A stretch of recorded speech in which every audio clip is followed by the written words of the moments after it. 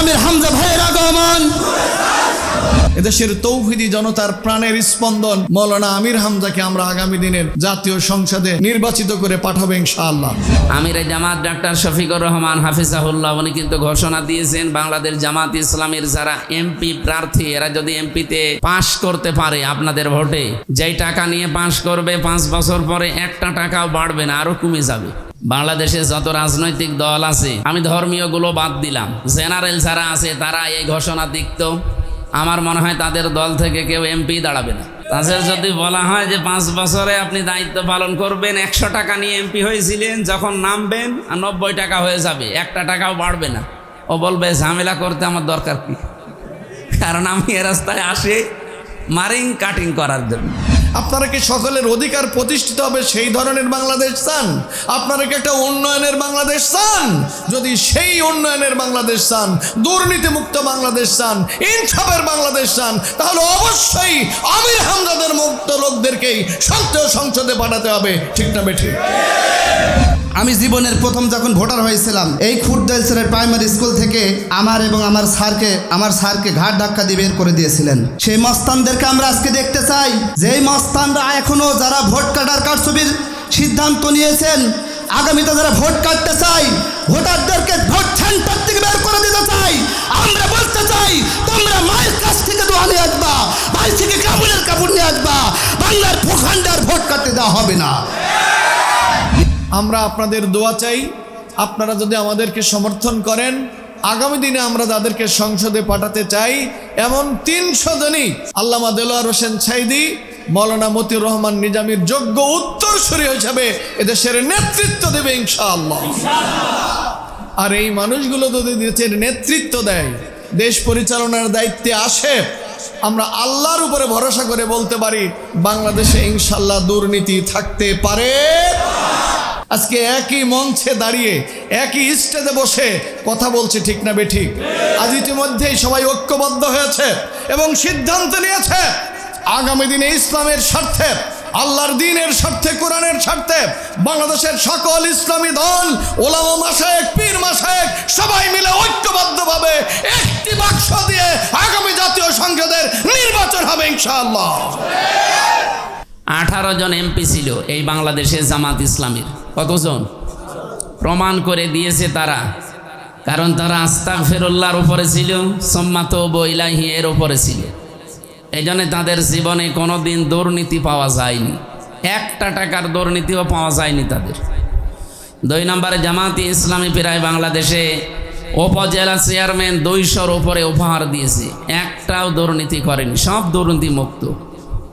1000-এর উপরে union chairman উপহার দিয়েছে, একটাও দুর্নীতিগ্রস্ত নয়। একেবারে 1607 জনের জরিপ পেয়েছি। এতগুলো মেম্বার ছিল, ওয়ার্ড মেম্বার সারা বাংলাদেশ মিলিয়ে, একটাও দুর্নীতিগ্রস্ত নয়। কেন? এরা মানুষ না? এদের ভেতরে লোভ, লালসা, দুনিয়ার আকাঙ্ক্ষা নেই? আমাদের সাথে চলে ফেরে, আমাদের সাথে খায় দায়, ওঠা বসা করে, কিন্তু এরা এই কাজগুলো করে না কেন? অথচ আমাদের মতো ওই মানুষগুলো আমরা যদি যাই, আমরা ঠিক থাকতে পারি না। আমাদের অনেকের 100-620টা বাড়ি হয়ে যায়, 36,000 কোটি টাকা অনেকে চুরি করে। তো এগুলো তো আমাদের মতো মানুষই, যেন আমরা তৈরি করতে চাই ওই সমস্ত মানুষের। যেহেতু আমরা গ্যারান্টি পেয়েছি, 2 জন মন্ত্রীর নাম শুনেছেন আপনারা, মাওলানা মতিউর রহমান নিজামী রহমতুল্লাহ আলাইহি, জনাব আলী আহসান মুজাহিদ রহমতুল্লাহ আলাইহি, 2 জন মন্ত্রী ছিল। টাকা তো দুর্নীতি পাওয়া যায়নি, 1 টাকাও। তারা 5 বছর পরে 36 টাকা বেঁচেছিল, ওইটাও রাষ্ট্রে ফেরত দিয়েছে। আমার মনে হয় পৃথিবীর ইতিহাসে এটা প্রথম। এর আগে কেউ শুনেছেন এ কাজ কেউ করেছি? আমি তো শুনিনি, আমি পাইও নি। তা আমরা যেহেতু গ্যারান্টি পেয়েছি এর আগে, আর সামনেও অন্তত আমাদের গ্যারান্টি দেওয়া হচ্ছে যে আমরা 100% দুর্নীতি মুক্ত থাকবো ইনশাআল্লাহ। সেই হিসাবে আমরা একটু ভরসা করতে পারি এবার, নাকি?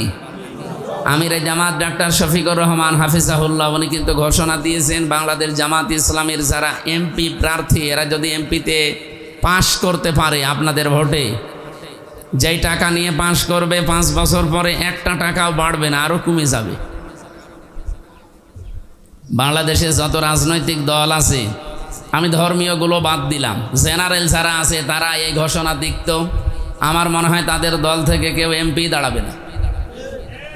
তাদের যদি বলা হয় যে 5 বছরে আপনি দায়িত্ব পালন করবেন, 100 টাকা নিয়ে এমপি হয়েছিলেন, যখন নামবেন 90 টাকা হয়ে যাবে, 1 টাকাও বাড়বে না। ও বলবে ঝামেলা করতে আমার দরকার কি, কারণ আমি এ রাস্তায় আসি মারিং কাটিং করার জন্য।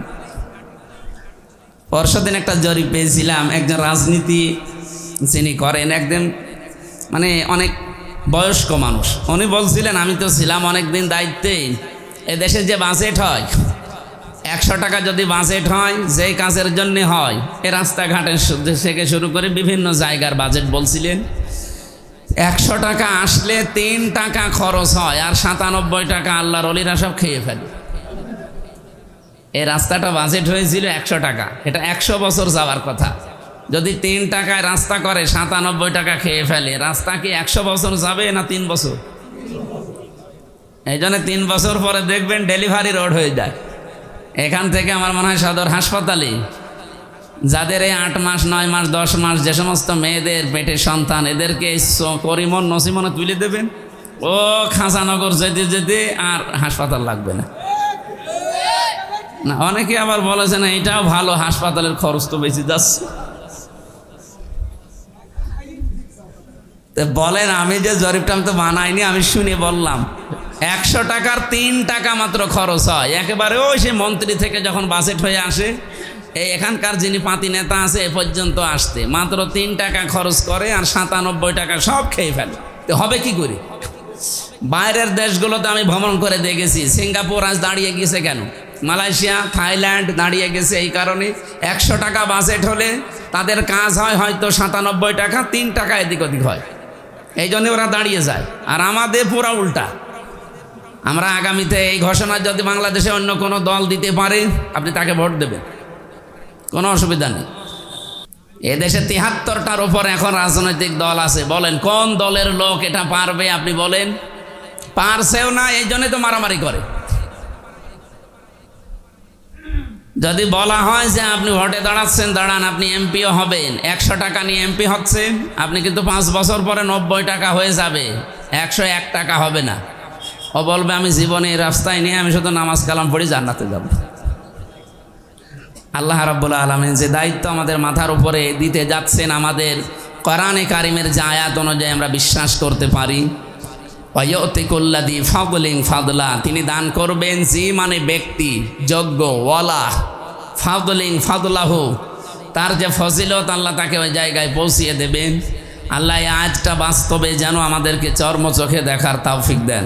প্রিয় ভাইয়ের, এই পর্যায়ে আমাদের সামনে বক্তব্য উপস্থাপন করবেন বাংলাদেশ জামাত ইসলামী কুষ্টিয়া সদর 3 আসনের সম্মানিত এমপি পদপ্রার্থী আমাদের প্রিয় ভাই জনাব হাফেজ মাওলানা মুফতি আমির হামজা। হাফেজ মাওলানা মুফতি আমির হামজা। লিল্লাহে তাকবীর, লিল্লাহে তাকবীর। আল কোরআনের আলো, মুফতি আমির হামজা ভাইয়ের আগমন। আসসালামু আলাইকুম ওয়া রাহমাতুল্লাহ। ফাউযু বিল্লাহি মিনাশ শাইতানির রাজীম। বিসমিল্লাহির রহমানির রহিম। ওয়া আনিস্তাগফিরু রাব্বাকুম সুম্মা তুবু ইলাইহি ইউমাত্তিউকুম মাতাআন হাসানান ইলা আজালিন মুসাম্মা ওয়া ইউতি কুল্লাযী ফাদলিন ফাদলাহ ওয়া ইন তাওয়াল্লাউ ফাইন্নী আখাফু আলাইকুম আযাবা ইয়াউমিন কাবীর। সাদাকাল্লাহুল আযীম। বাংলাদেশ জামাত ইসলামী আইলচারা ইউনিয়ন কর্তৃক আয়োজিত সদীয় সমাবেশ, কর্মী সমাবেশের সম্মানিত সভাপতি, প্রধান অতিথি, বাংলাদেশ জামাত ইসলামী কুষ্টিয়া জেলা শাখার শ্রদ্ধাভাজন আমির, বিশিষ্ট ইসলামী চিন্তাবিদ, শিক্ষাবিদ অধ্যাপক মাওলানা আবুল হাশেম স্যার, আমার আগে যারা কথা বললেন বাংলাদেশ জামাত ইসলামী কুষ্টিয়া জেলা শাখার সহকারী সেক্রেটারি জনাব খায়রুল ইসলাম রবিন ভাই, কথা বললেন বাংলাদেশ জামাত ইসলামী কুষ্টিয়া জেলা শাখার ওলামা বিভাগের সম্মানিত সভাপতি, হাজারো আলেমের উস্তাজ আলহাজ হাফেজ মাওলানা জুলফিকার আলী। উপস্থিত আছেন এখানে শ্রদ্ধাভাজন বড় ভাই জনাব হামিদুল ইসলাম, জনাব শরীফুল ইসলাম এবং অন্যান্য নেতৃবৃন্দ, সামনে উপস্থিত এতদ অঞ্চলের সম্মানিত ব্যক্তিবর্গ এবং সৌধী ভাই ও বোনেরা, মেয়েরা আছে মনে হয় নাকি, দূরে আছে।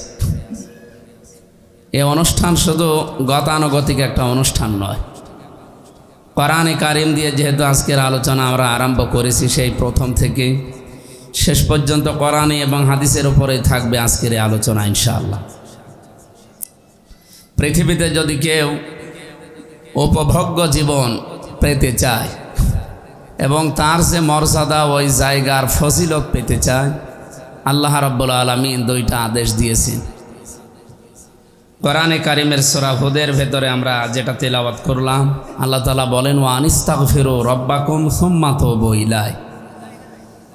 হে নবী, আপনি তাদেরকে বলেন তারা যেন তাওবা করে, ইস্তেগফার করে। 2 নম্বরে তারা যেন আল্লাহর দিকে ফিরে আসে। ইউমাত্তিউকুম মাতাআন হাসানা। 1 নম্বরে তাদের জন্য আমি আল্লাহ জাগতিক উপভোগ্য যে জীবন, সুন্দর এবং উত্তম জীবনের ব্যবস্থা আমি আল্লাহ নিজেই করে দেব। সুতরাং সামনে আমাদের এই দেশে যদি উপভোগ্য জীবন, যেটা জীবন সামগ্রী ব্যবহার করার জন্যে যেই যোগ্যতা দরকার, পরিবেশ দরকার, এগুলো তৈরি করতে হয়। আল্লাহর দেওয়া এই কর্মসূচিগুলো আমাদের হাতে নেওয়া দরকার। 1 নম্বরে আমাদের ইস্তেগফারের ওপরে আসতে হবে। 2 নম্বরে আল্লাহর দিকে ফিরে আসা লাগবে। আমি হাদিস থেকে কয়েকটা বিষয় নোট করেছি। কোনো মানুষ যদি ইস্তেগফার করে, তার জীবনের ভেতরে কতগুলো উপকার আছে, কমপক্ষে 20টা। আমরা বিভিন্ন রাজনৈতিক বক্তব্য শুনছি এবং শুনবো। আমি একটু আমলের দিকে, যেহেতু ইস্তেগফার শব্দটা আয়াতের প্রথমে আছে, এই জন্যে আমি এই শব্দটা বেছে নিলাম। আল্লাহর নবী জানিয়েছেন, কেউ যদি আস্তাগফিরুল্লাহ ওয়া আতুবু ইলাইহি এর উপরে তার জীবন তুলতে পারে, প্রতিদিন অন্তত 100 বার করে নবীজি মাসুম হওয়ার পরেও তাওবা করতেন, ইস্তেগফার করতেন। আমরা সময় পাই না। আমি একটা জরিপ পেয়েছি এখানে, 24 ঘন্টায় 1440 মিনিট সময় আমরা পাই। ইস্তেগফার যদি 200 বার পড়ি মাত্র 6 মিনিট লাগে। 1440 মিনিটের ভেতরে মাত্র 6 মিনিট 24 ঘন্টায় ইস্তেগফার করা যাবে না ইনশাল্লাহ? 1 নম্বরে তার জীবনের গুনাহ মাফ হবে ইস্তেগফারের দ্বারা। 2 নম্বরে বালা মুসিবত দূর হবে। 3 নম্বরে রিজিক প্রশস্ত হবে। 4 নম্বরে পরিবারে শান্তি আসবে। 5 নম্বরে উপভোগ্য জীবন লাভ হবে। 6 নম্বরে শারীরিক শক্তি, ইমানি শক্তি, জনবল, ধনবল, ক্ষমতা বৃদ্ধি পাবে আলহামদুলিল্লাহ। 7 নম্বরে হৃদয় প্রশস্ত হবে এবং নির্মল হবে। 8 নম্বরে আল্লাহর সন্তুষ্টি অর্জন হবে। 9 নম্বরে উদ্বেগ, উৎকণ্ঠা, দুঃখ, দুর্দশা, দুশ্চিন্তা, পেরেশানি দূর হবে। 10 নম্বরে রহমতের বৃষ্টি বর্ষণ হবে। 11 নম্বরে ধন সম্পদ বৃদ্ধি পাবে। 12 নম্বরে সন্তান সন্ততি সুসন্তান লাভ হবে, এমনকি যাদের সন্তান হয় না, যাদের নেককার সন্তান নেই তাদের সন্তান হবে এবং নেককার সন্তান হবে ইনশাআল্লাহ। 13 নম্বরে ক্ষেত খামার ফসল আদি চাকরি ব্যবসায় বরকত হবে। 14 নম্বরে নদী নালা প্রবাহিত হবে। 15 নম্বরে সম্মান বৃদ্ধি হবে। 16 নম্বরে আযাব গজব থেকে রক্ষা পাওয়া যাবে। 17 নম্বরে সংকট থেকে উত্তরণের পথ আল্লাহ নিজের পক্ষ থেকে বের করে দেবে। 18 নম্বরে আকস্মিক দুর্ঘটনা থেকে বেঁচে যাওয়া যাবে, রক্ষা পাওয়া যাবে। 19 নম্বরে মুস্তাজাবুদ দাওয়াত হিসাবে সে গণ্য হবে, যে কোনো জায়েজ দোয়া করলে আল্লাহ কবুল করে নেবে। 20 নম্বরে পরকালে জান্নাত লাভ হবে। সূরা হুদ 3 নম্বর আয়াতের ভেতরে আল্লাহ এই ঘোষণা দিয়েছেন। আল্লাহ যেন আমাদের জন্য এটা বাস্তব রূপ দেন, বলেন আমিন। 2 নম্বরে অতবু ইলাইহি, আল্লাহর দিকে ফিরে আসা। এটা একটু কঠিন, যদিও শুনতে সহজ মনে হলো না যে আল্লাহর দিকে ফিরে আসা এ আবার কি।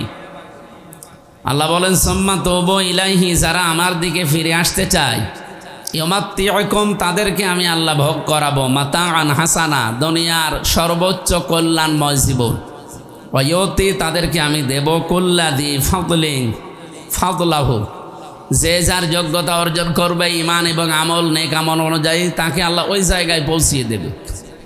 তা আমরা বাংলাদেশে যেহেতু সুখ সমৃদ্ধি নিরাপত্তা সিকিউরিটি পূর্ণ জীবন চাই, এখানে ইস্তেগফারের আমল আমরা দল মত নির্বিশেষে আরম্ভ করি। 2 নম্বরে আল্লাহর দিকে ফিরে আসতে চাই যারা, তাদের পেছনে আমরা যাই। আমরা জানি যে আল্লাহর দিকে যারা ফিরে আসে তাদের কাছে সুদ থাকে না, ঘুষ থাকে না, জেনা ব্যভিচার থাকে না, চরিত্রের অবক্ষয়মূলক যে সমস্ত কাজগুলো আছে সেগুলো থেকে তারা দূরে থাকে। এগুলোকে কোনোদিন শুনেছেন না এখনই শুনতেছেন? আল্লাহর দিকে ফিরে আসা শব্দটা কত সহজ না? কেউ যদি সত্যিই মন থেকে ফিরে আসে তার জীবন যে কত পরিচ্ছন্ন হয় এর বাস্তব উদাহরণ দিয়েছে এই 54 বছরের ভেতরে বাংলাদেশ জামাত ইসলামী। আমি একটা জরিপ পেয়েছিলাম, 18 জন এমপি ছিল এই বাংলাদেশে জামাত ইসলামীর। কতজন? প্রমাণ করে দিয়েছে তারা, কারণ তারা আস্তাগফিরুল্লাহর উপরে ছিল, সুম্মা তুবু ইলাইহি এর উপরে ছিল। এই জন্য তাদের জীবনে কোনো দিন দুর্নীতি পাওয়া যায়নি, একটা টাকার দুর্নীতিও পাওয়া যায়নি তাদের। 2 নম্বরে জামাতি ইসলামী প্রায় বাংলাদেশে উপজেলা চেয়ারম্যান 200-র উপরে উপহার দিয়েছে, একটাও দুর্নীতি করেনি, সব দুর্নীতি মুক্ত। 1000-এর উপরে ইউনিয়ন চেয়ারম্যান উপহার দিয়েছে, একটাও দুর্নীতিগ্রস্ত নয়। একেবারে 1607 জনের জরিপ পেয়েছি। এতগুলো মেম্বার ছিল, ওয়ার্ড মেম্বার সারা বাংলাদেশ মিলিয়ে, একটাও দুর্নীতিগ্রস্ত নয়। কেন? এরা মানুষ না? এদের ভেতরে লোভ লালসা দুনিয়ার আকাঙ্ক্ষা নেই? আমাদের সাথে চলে ফেরে, আমাদের সাথে খায় দায়, ওঠা বসা করে, কিন্তু এরা এই কাজগুলো করে না কেন? অথচ আমাদের মতো ওই মানুষগুলো আমরা যদি যাই আমরা ঠিক থাকতে পারি না। আমাদের অনেকের 100-620টা বাড়ি হয়ে যায়, 36,000 কোটি টাকা অনেকে চুরি করে। তো এগুলো তো আমাদের মতো মানুষই, যেন আমরা তৈরি করতে চাই ওই সমস্ত মানুষের। যেহেতু আমরা গ্যারান্টি পেয়েছি, 2 জন মন্ত্রীর নাম শুনেছেন আপনারা, মাওলানা মতিউর রহমান নিজামী রহমতুল্লাহ আলাইহি, জনাব আলী আহসান মুজাহিদ রহমতুল্লাহ আলাইহি। 2 জন মন্ত্রী ছিল, টাকা তো দুর্নীতি পাওয়া যায়নি 1 টাকাও। তারা 5 বছর পরে 36 টাকা বেঁচেছিল, ওইটাও রাষ্ট্রে ফেরত দিয়েছে। আমার মনে হয় পৃথিবীর ইতিহাসে এটা প্রথম। এর আগে কেউ শুনেছেন এ কাজ কেউ করেছি? আমি তো শুনিনি, আমি পাইও নি। তা আমরা যেহেতু গ্যারান্টি পেয়েছি এর আগে, আর সামনেও অন্তত আমাদের গ্যারান্টি দেওয়া হচ্ছে যে আমরা 100% দুর্নীতি মুক্ত থাকবো ইনশাআল্লাহ। সেই হিসাবে আমরা একটু ভরসা করতে পারি এবার, নাকি? আমির জামাত ডাক্তার শফিকুর রহমান হাফিজাহুল্লাহ উনি কিন্তু ঘোষণা দিয়েছেন, বাংলাদেশ জামাত ইসলামীর যারা এমপি প্রার্থী এরা যদি এমপিতে পাশ করতে পারে আপনাদের ভোটে, যেই টাকা নিয়ে পাশ করবে 5 বছর পরে 1টা টাকাও বাড়বে না, আরও কমে যাবে। বাংলাদেশে যত রাজনৈতিক দল আছে, আমি ধর্মীয়গুলো বাদ দিলাম, জেনারেল যারা আছে তারা এই ঘোষণা দিত, আমার মনে হয় তাদের দল থেকে কেউ এমপি দাঁড়াবে না। তাদের যদি বলা হয় যে 5 বছরে আপনি দায়িত্ব পালন করবেন, 100 টাকা নিয়ে এমপি হয়েছিলেন, যখন নামবেন 90 টাকা হয়ে যাবে, 1টা টাকাও বাড়বে না। ও বলবে ঝামেলা করতে আমার দরকার কি, কারণ আমি এ রাস্তায় আসি মারিং কাটিং করার জন্য। পরশুদিন একটা জরিপ পেয়েছিলাম, একজন রাজনীতি যিনি করেন, একদম মানে অনেক বয়স্ক মানুষ, উনি বলছিলেন আমি তো ছিলাম অনেক দিন দায়িত্বে, এদেশে যে বাজেট হয় 100 টাকা যদি বাজেট হয়, যেই কাজের জন্য হয়, এ রাস্তাঘাটের থেকে শুরু করে বিভিন্ন জায়গার বাজেট বলছিলেন, 100 টাকা আসলে 3 টাকা খরচ হয়, আর 97 টাকা আল্লাহর ওলিরা সব খেয়ে ফেলে। এই রাস্তাটা বাজেট হয়েছিল 100 টাকা, এটা 100 বছর যাওয়ার কথা। যদি 3 টাকায় রাস্তা করে 97 টাকা খেয়ে ফেলে, রাস্তা কি 100 বছর যাবে না 3 বছর? এই জন্য 3 বছর পরে দেখবেন ডেলিভারি রোড হয়ে যায়। এখান থেকে আমার মনে হয় সদর হাসপাতালে যাদের এই 8 মাস 9 মাস 10 মাস যে সমস্ত মেয়েদের পেটে সন্তান, এদেরকে করিমন নসিমনে তুলে দেবেন, ও খাঁচানগর যেতে যেতে আর হাসপাতাল লাগবে না। না, অনেকে আবার বলেছে না এটাও ভালো, হাসপাতালের খরচ তো বেশি যাচ্ছে। বলেন, আমি যে জরিপটা আমি তো বানাইনি, আমি শুনে বললাম 100 টাকার 3 টাকা মাত্র খরচ হয়। একেবারে ওই সে মন্ত্রী থেকে যখন বাজেট হয়ে আসে, এই এখানকার যিনি পাতি নেতা আছে এ পর্যন্ত আসতে মাত্র 3 টাকা খরচ করে, আর 97 টাকা সব খেয়ে ফেলে। তো হবে কি করে? বাইরের দেশগুলোতে আমি ভ্রমণ করে দেখেছি, সিঙ্গাপুর আজ দাঁড়িয়ে গেছে কেন, মালয়েশিয়া, থাইল্যান্ড দাঁড়িয়ে গেছে এই কারণে 100 টাকা বাজেট হলে তাদের কাজ হয় হয়তো 97 টাকা, 3 টাকা এদিক ওদিক হয়, এই জন্য ওরা দাঁড়িয়ে যায়। আর আমাদের পুরা উল্টা। আমরা আগামীতে এই ঘোষণা যদি বাংলাদেশে অন্য কোনো দল দিতে পারে, আপনি তাকে ভোট দেবেন, কোনো অসুবিধা নেই। এদেশে 73টার উপর এখন রাজনৈতিক দল আছে, বলেন কোন দলের লোক এটা পারবে? আপনি বলেন। পারছেও না, এই জন্যই তো মারামারি করে। যদি বলা হয় যে আপনি ভোটে দাঁড়াচ্ছেন, দাঁড়ান, আপনি এমপিও হবেন, 100 টাকা নিয়ে এমপি হচ্ছে, আপনি কিন্তু 5 বছর পরে 90 টাকা হয়ে যাবে, 101 টাকা হবে না। ও বলবে আমি জীবনে এই রাস্তায় নিয়ে আমি শুধু নামাজ কালাম পড়ি জান্নাতে যাব। আল্লাহ রাব্বুল আলামিন যে দায়িত্ব আমাদের মাথার উপরে দিতে যাচ্ছেন, আমাদের কোরআনে কারিমের যে আয়াত অনুযায়ী আমরা বিশ্বাস করতে পারি, ওয়ায়ুতিকুল্লাযী ফাদলিন ফাদলা, তিনি দান করবেন যে মানে ব্যক্তি যোগ্য, ওয়ালা ফাদলিন ফাদলাহু, তার যে ফজিলত আল্লাহ তাকে ওই জায়গায় পৌঁছিয়ে দেবেন। আল্লাহ এই আয়াতটা বাস্তবে যেন আমাদেরকে চর্ম চোখে দেখার তৌফিক দেন। যেহেতু আমাদের প্রধান অতিথি আছে, উনি কথা বলবেন। আমি আজকে পর্যন্ত বলি, আপনাদের কাছে দোয়া আছে, দোয়া করে বিদায় নিচ্ছি। যে দায়িত্ব সংগঠন আমাকে দিয়েছে, আল্লাহ যেন সুচারুরূপে পালন করার, আঞ্জাম দেওয়ার তৌফিক দেন। আসসালামু আলাইকুম। আজকের সমাবেশের সুযোগ্য প্রধান অতিথি, আমাদের সকলের রাহবার, বাংলাদেশ জামাত ইসলামী কুষ্টিয়া জেলা শাখার সুযোগ্য আমির, কেন্দ্রীয় মজলিসের শোরার অন্যতম সদস্য জনাব অধ্যাপক মৌলানা আবুল হাশেম স্যার, আজকের এই প্রোগ্রামে উপস্থিত আছেন আজকের এই অনুষ্ঠানের সম্মানিত প্রধান আলোচক, আমাদের প্রাণপ্রিয় ব্যক্তিত্ব, বাংলাদেশ জামাত ইসলামী কুষ্টিয়া সদর আসনের সুযোগ্য নমিনি, বিশিষ্ট ইসলামী চিন্তাবিদ, মুফাসসিরে কোরআন জনাব হযরত মাওলানা মুফতি আমির হামজা। মঞ্চে উপস্থিত আছেন বাংলাদেশ জামাত ইসলামী কুষ্টিয়া জেলা শাখার সুযোগ্য সহকারী সেক্রেটারি জনাব মোহতারাম ভাই খায়রুল ইসলাম রবিন সহ জেলা এবং উপজেলা নেতৃবৃন্দ, ইউনিয়ন নেতৃবৃন্দ, সামনে সুধীমণ্ডলী, আল্লাহ রাব্বুল আলামিনের দরবারে শুকরিয়া আদায় করি যে আল্লাহ পাক আমাদেরকে আজকে এই বর্ষণমুখর দিনে হলেও আমরা আজকে সুন্দর একটি কাজে আমরা উপস্থিত হতে পেরেছি, সেজন্য আল্লাহর শুকরিয়া আদায় করি আলহামদুলিল্লাহ। শতকোটি দরুদ ও সালাম বিশ্বনবী মোহাম্মদ রসুল্লাহ সাল্লাল্লাহু আলাইহি ওয়াসাল্লামের উপরে।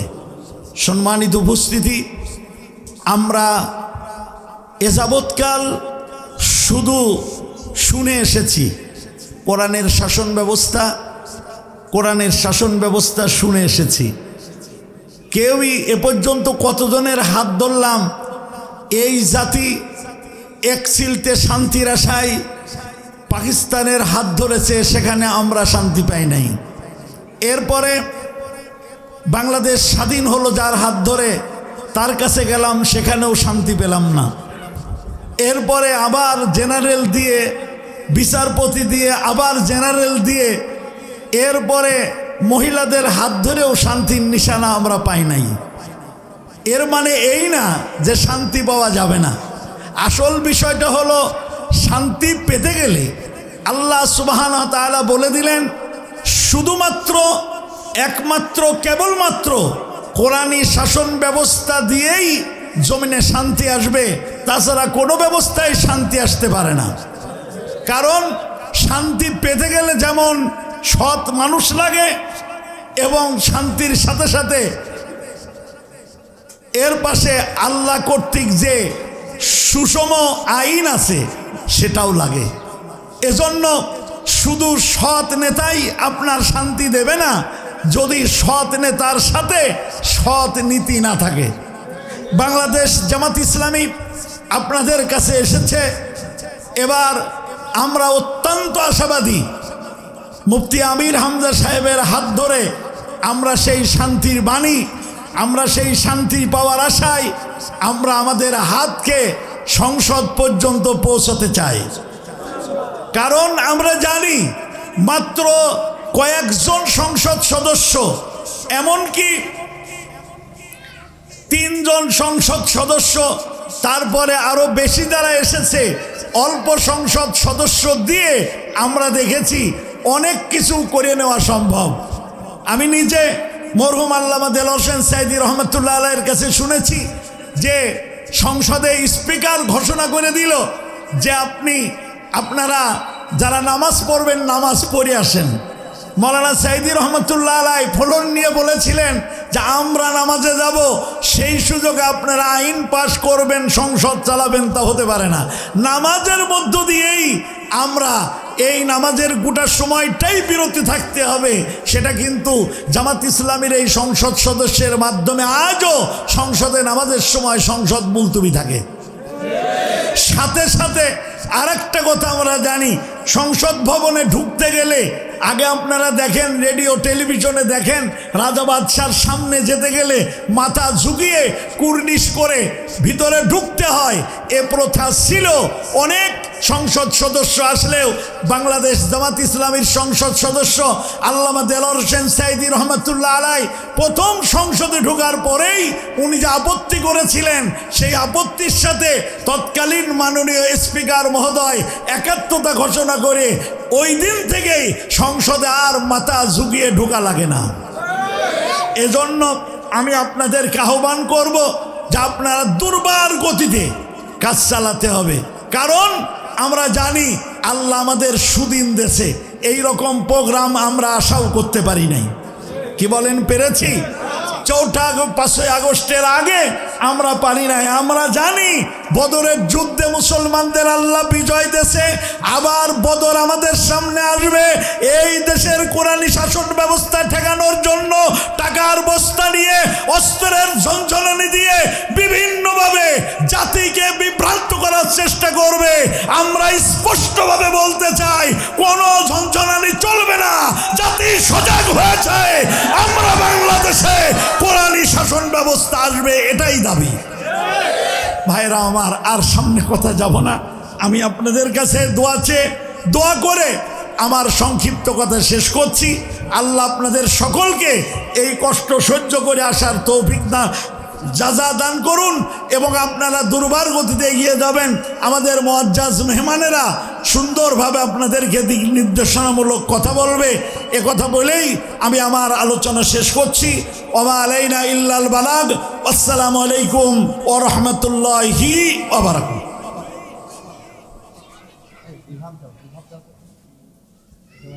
আলহামদুলিল্লাহ, অত্যন্ত গুরুত্বপূর্ণ বক্তব্য পেশ করলেন। এখন পরিচালনার পরিবর্তন, এখন প্রোগ্রাম পরিচালনা করবেন বাংলাদেশ জামাত ইসলামী কুষ্টিয়া জেলা শাখা উলামা বিভাগের সম্মানিত সেক্রেটারি জনাব মাওলানা ইয়াসির আরাফাত জিহাদি। প্রিয় ভাইকে প্রোগ্রাম পরিচালনা করার জন্য সবিনয় অনুরোধ জানাচ্ছি। আসসালামু আলাইকুম রহমতুল্লাহ। প্রিয় ভাইরা, আপনারা ভালো আছেন তো? আর ভাই, আমরা কি কবরস্থানে আছি না ময়দানে আছি? এই তো মনে আছে কবরস্থান। আমরা সকলেই দুহাত তুলে তাকবীর, লিল্লাহে তাকবীর, লিল্লাহে তাকবীর। প্রিয় ভাইরা, এই তাকবীর এই খুরদাল সারার ভূখণ্ড থেকে কম্পিত হয়ে আগামীতে সংসদে যাবে ইনশাআল্লাহ। প্রিয় ভাইরা, নাহমাদুহু ওয়া নুসাল্লি আলা রাসূলিহিল কারীম, আম্মা বাদ, ফাউযু বিল্লাহি মিনাশ শাইতানির রাজীম। বাংলাদেশ জামাত ইসলামী আইলসারা ইউনিয়ন শাখা কর্তৃক আয়োজিত আজকে কর্মী ও সুধী সমাবেশ উপস্থিত শ্রদ্ধাভাজন সভাপতি আজকে আমাদের মাঝে উপস্থিত হয়ে ধন্য করেছেন আমাদের একান্ত প্রিয় রাহবার, দক্ষিণ পূর্ব এশিয়ার বৃহত্তম ইসলামী সংগঠন বাংলাদেশ জামাত ইসলামী কুষ্টিয়া জেলা শাখার সম্মানিত সংগ্রামী জেলা আমির স্যার জনাব অধ্যাপক মাওলানা আবুল হাশেম।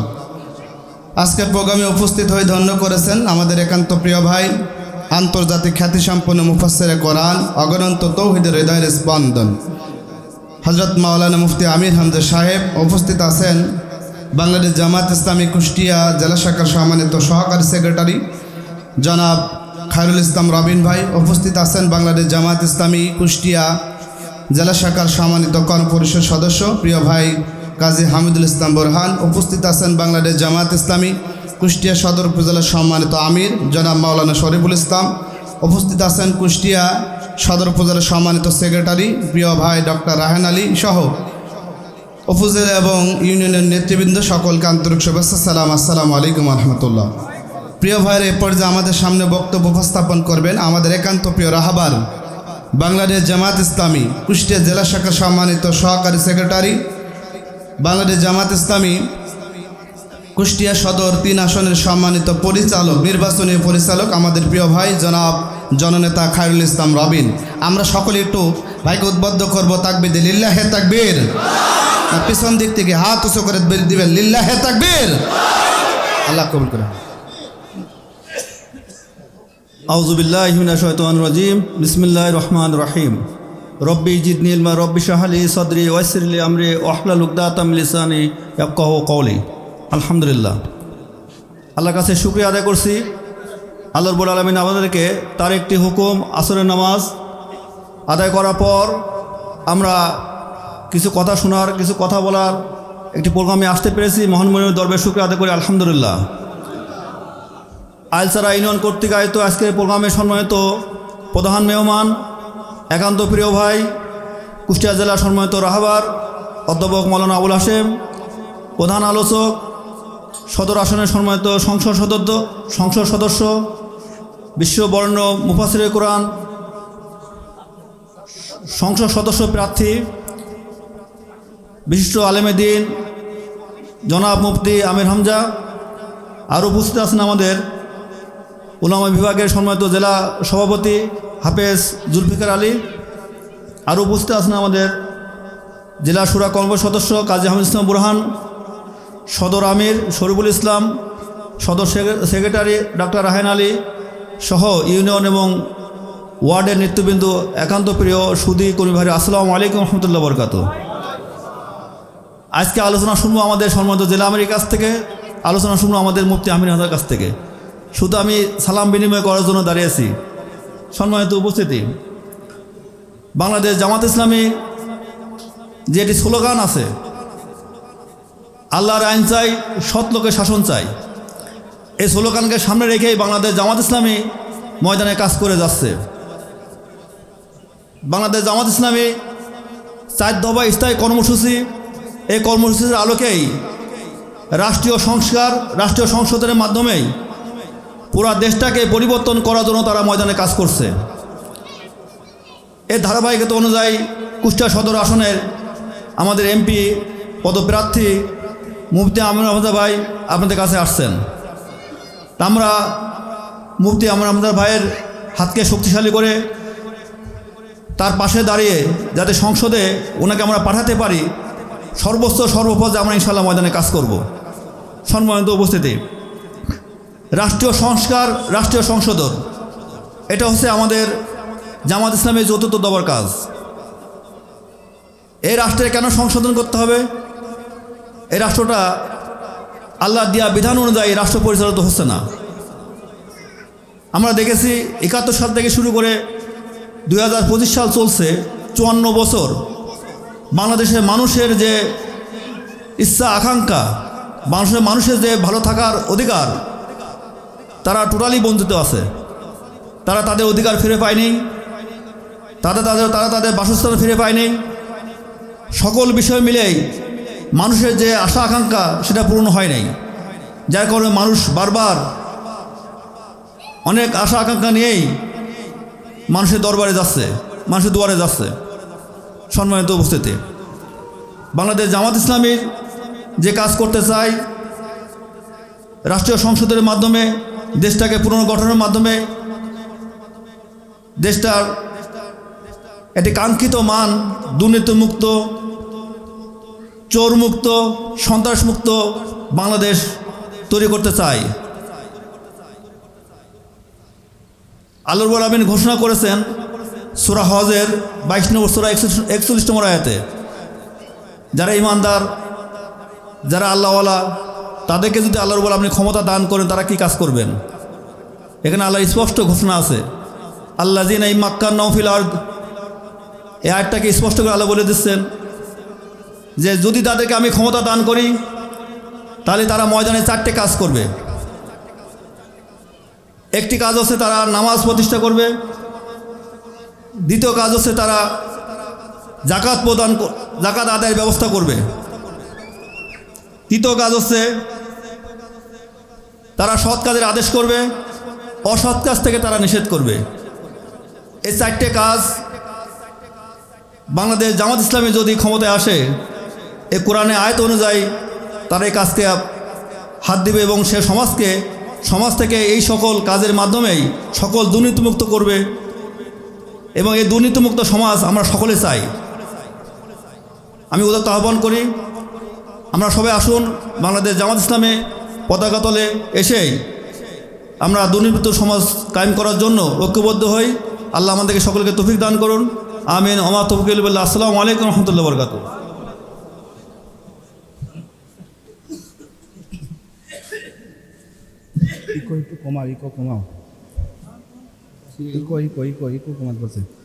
জি ধন্যবাদ আমাদের একান্ত প্রিয় ভাই জননেতা জনাব খায়রুল ইসলাম রবিন, তিনি গুরুত্বপূর্ণ কথা উপস্থাপনের জন্য।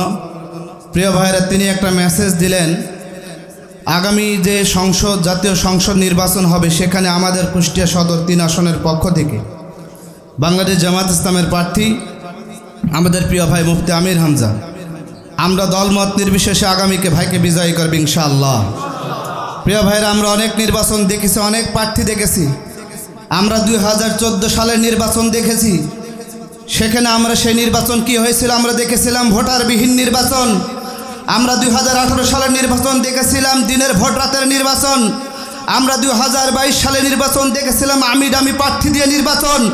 আমরা খুরদালছড়া জমিন থেকে জানিয়ে দিতে চাই, আগামীতে যেই নির্বাচন হবে কোনো ভোটারবিহীন নির্বাচন হবে না, আমি নির্বাচন হতে দেওয়া যাবে না। কথা বলেন মুসলমান। এজন্য আমরা ঐক্যবদ্ধভাবে বলতে চাই, আমি জীবনের প্রথম যখন ভোটার হয়েছিলাম, এই খুরদালছড়ার প্রাইমারি স্কুল থেকে আমার এবং আমার স্যারকে ঘাট ধাক্কা দিয়ে বের করে দিয়েছিলেন। সেই মস্তানদেরকে আমরা আজকে দেখতে চাই, যেই মস্তানরা এখনও যারা ভোট কাটার কারচুপির সিদ্ধান্ত নিয়েছেন, আগামীতে যারা ভোট কাটতে চাই, ভোটারদেরকে ভোট সেন্টার থেকে বের করে দিতে চাই। আমরা বলতে চাই, তোমরা মায়ের কাছ থেকে দোয়া নিয়ে আসবা, ভাই থেকে কাপড়ের কাপড় নিয়ে আসবা, বাংলার ভূখণ্ডে আর ভোট কাটতে দেওয়া হবে না। প্রিয় ভাইয়ের এই পর্যায়ে আমাদের সামনে বক্তব্য উপস্থাপন করবেন বাংলাদেশ জামাত ইসলামী কুষ্টিয়া সদর 3 আসনের সম্মানিত এমপি পদপ্রার্থী আমাদের প্রিয় ভাই জনাব হাফেজ মাওলানা মুফতি আমির হামজা। হাফেজ মাওলানা মুফতি আমির হামজা। লিল্লাহে তাকবীর, লিল্লাহে তাকবীর। আল কোরআনের আলো মুফতি আমির হামজা ভাইয়ের আগমন।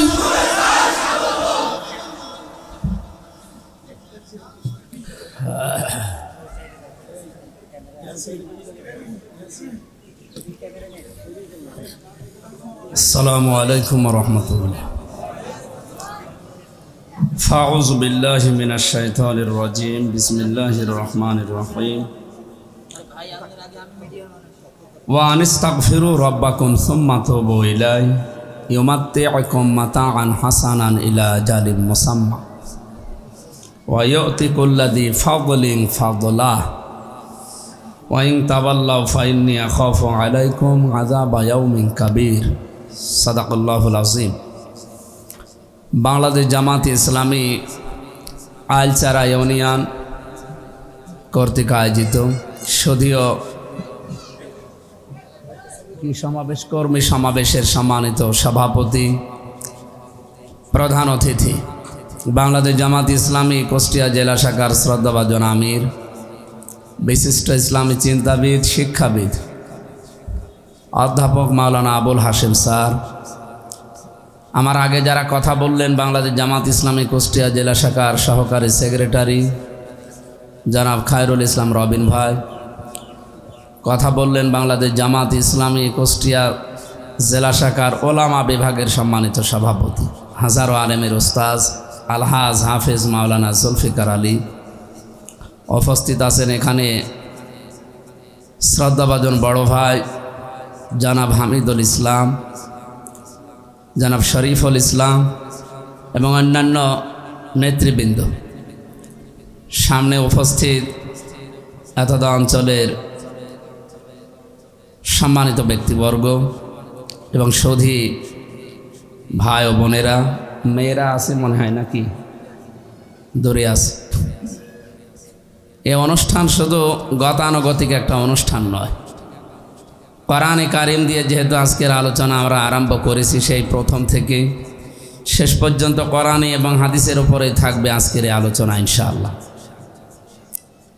পৃথিবীতে যদি কেউ উপভোগ্য জীবন পেতে চায় এবং তার যে মর্যাদা ওই জায়গার ফজিলত পেতে চায়, আল্লাহ রাব্বুল আলামিন দুইটা আদেশ দিয়েছেন।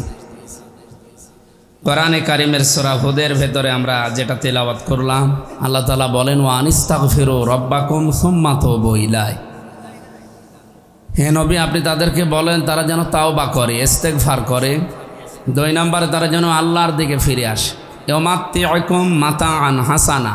1 নম্বরে তাদের জন্য আমি আল্লাহ জাগতিক উপভোগ্য যে জীবন, সুন্দর এবং উত্তম জীবনের ব্যবস্থা আমি আল্লাহ নিজেই করে দেব। সুতরাং সামনে আমাদের এই দেশে যদি উপভোগ্য জীবন, যেটা জীবন সামগ্রী ব্যবহার করার জন্যে যেই যোগ্যতা দরকার, পরিবেশ দরকার, এগুলো তৈরি করতে হয়। আল্লাহর দেওয়া এই কর্মসূচিগুলো আমাদের হাতে নেওয়া দরকার। 1 নম্বরে আমাদের ইস্তেগফারের ওপরে আসতে হবে। 2 নম্বরে আল্লাহর দিকে ফিরে আসা লাগবে। আমি হাদিস থেকে কয়েকটা বিষয় নোট করেছি। কোনো মানুষ যদি ইস্তেগফার করে, তার জীবনের ভেতরে কতগুলো উপকার আছে, কমপক্ষে 20টা। আমরা বিভিন্ন রাজনৈতিক বক্তব্য শুনছি এবং শুনবো। আমি একটু আমলের দিকে, যেহেতু ইস্তেগফার শব্দটা আয়াতের প্রথমে আছে, এই জন্যে আমি এই শব্দটা বেছে নিলাম।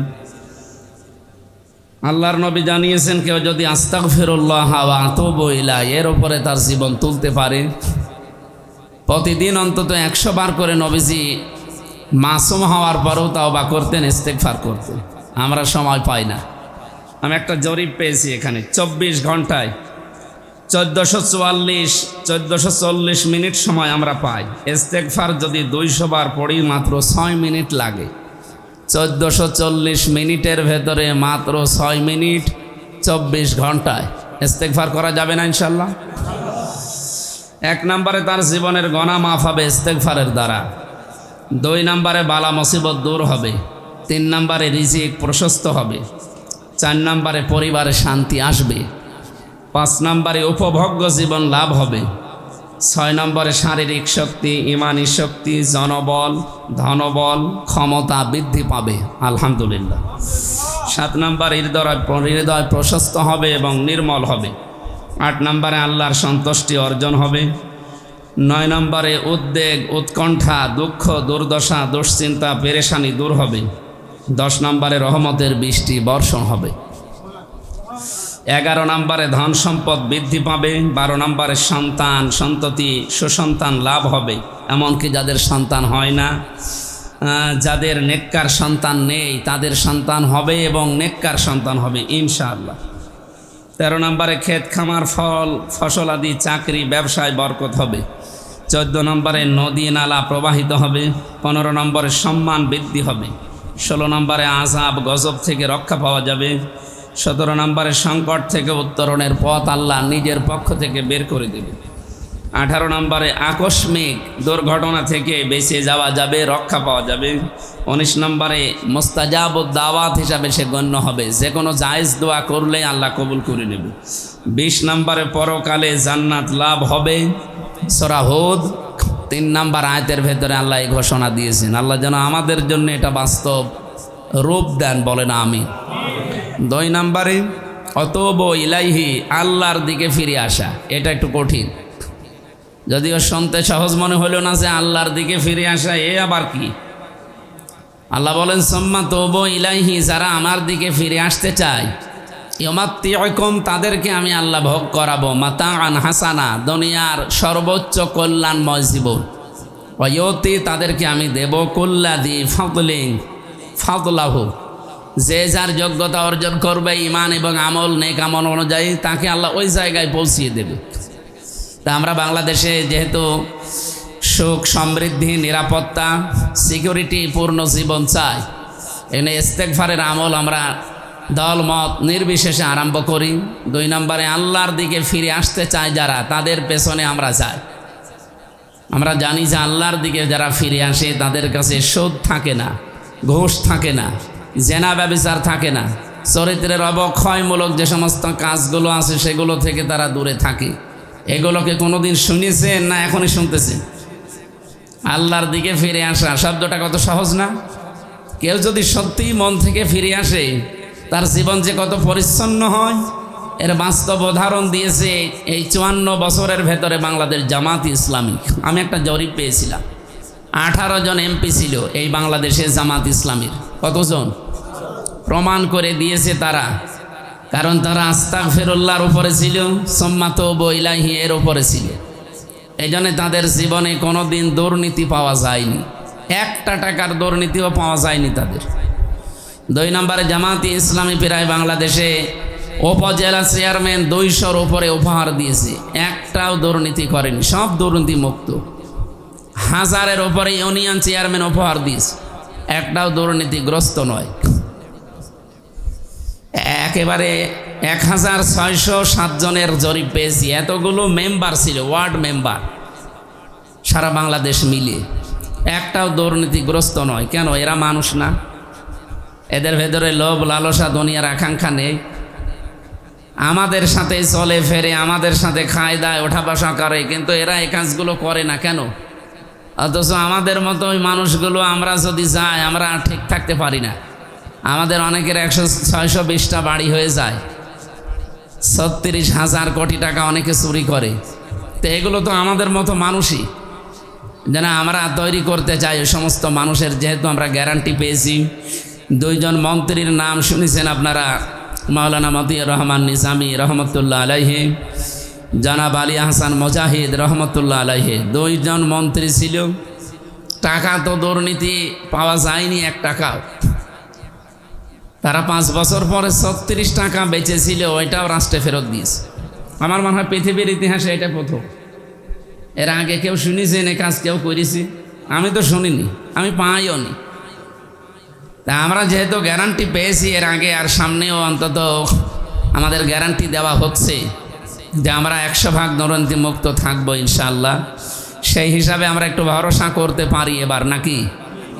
আমির জামাত ডাক্তার শফিকুর রহমান হাফিজাহুল্লাহ উনি কিন্তু ঘোষণা দিয়েছেন, বাংলাদেশ জামাত ইসলামীর যারা এমপি প্রার্থী এরা যদি এমপিতে পাশ করতে পারে আপনাদের ভোটে, যেই টাকা নিয়ে পাশ করবে 5 বছর পরে 1 টাকাও বাড়বে না, আরও কমে যাবে।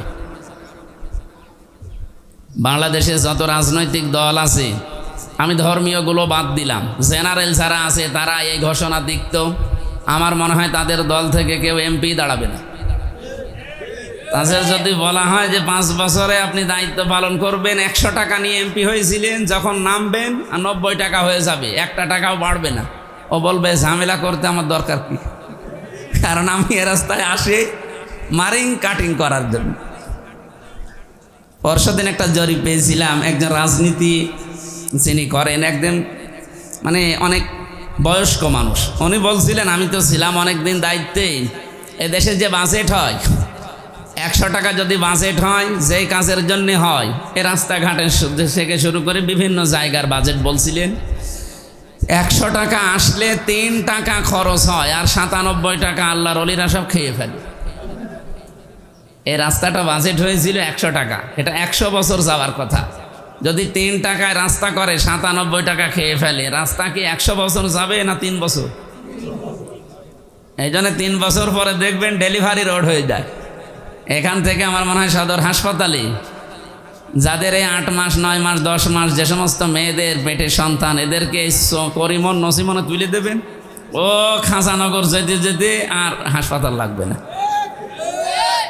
না, অনেকে আবার বলেছে না এটাও ভালো, হাসপাতালের খরচ তো বেশি যাচ্ছে।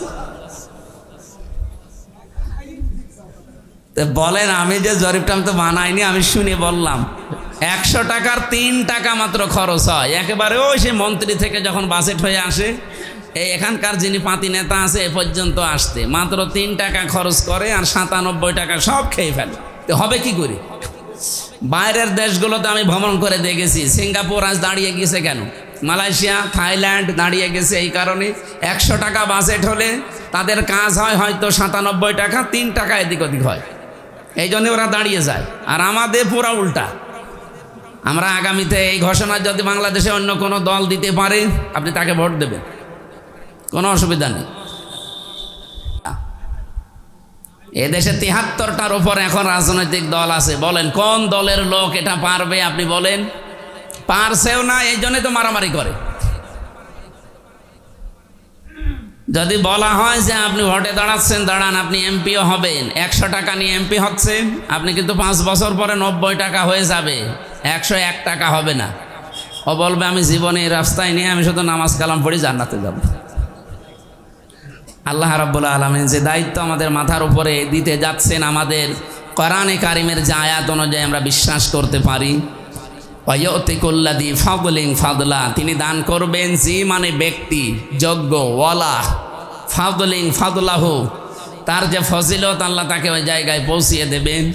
আল্লাহ এই আয়াতটা বাস্তবে যেন আমাদেরকে চর্ম চোখে দেখার তৌফিক দেন। যেহেতু আমাদের প্রধান অতিথি আছে, উনি কথা বলবেন। আমি আজকে পর্যন্ত বলি আপনাদের কাছে দোয়া আছে, দোয়া করে বিদায় নিচ্ছি। যে দায়িত্ব সংগঠন আমাকে দিয়েছে, আল্লাহ যেন সুচারুরূপে পালন করার, আঞ্জাম দেওয়ার তৌফিক দেন। আসসালামু আলাইকুম।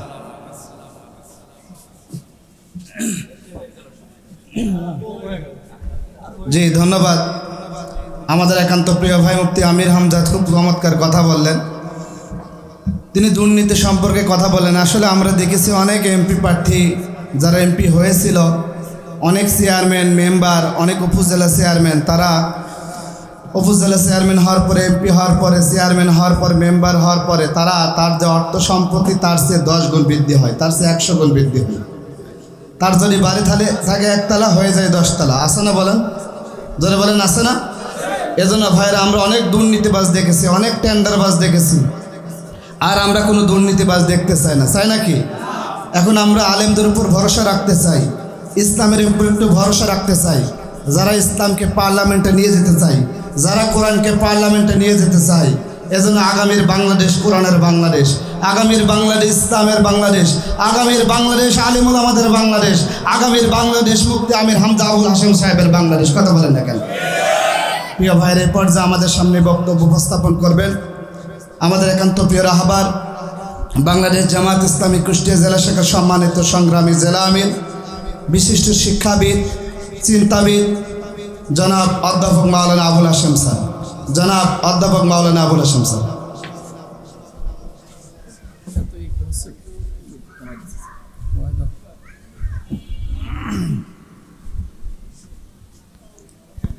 أعوذ بالله من الشيطان الرجيم بسم الله الرحمن الرحيم الحمد لله رب العالمين والصلاة والسلام على أشرف الأنبياء والمرسلين وعلى آله وأصحابه أجمعين فأعوذ بالله من الشيطان الرجيم بسم الله الرحمن الرحيم ولو أن أهل القرى آمنوا واتقوا لفتحنا عليهم بركات من السماء والأرض إلى آخر الآية। শহীদ কাফেলা প্রাণপ্রিয় সংগঠন বর্তমান সময়ে বাংলাদেশের মানুষের আস্থা এবং নির্ভরতার প্রতীক। বাংলাদেশ জামাত ইসলামী আইলচারা ইউনিয়ন শাখা কর্তৃক আয়োজিত কর্মী ও সুধী সমাবেশের সম্মানিত সভাপতি, আইলচারা ইউনিয়নের সুযোগ্য আমির, বিশিষ্ট আলেমে দ্বীন জনাব মাওলানা শাকিরুল ইসলাম, আজকের এই অনুষ্ঠানের অন্যতম বিশেষ অতিথি বাংলাদেশ জামাত ইসলামী মনোনীত কুষ্টিয়া সদর আসনের এমপি প্রার্থী, শুধু বাংলাদেশ নয়, ইতিমধ্যেই বিশ্ব দরবারে যার পরিচিতি মানুষের মুখে মুখে, আমাদের গর্ব, কুষ্টিয়ার গর্ব, আমাদের গৌরব মাওলানা মুফতি আমির হামজা।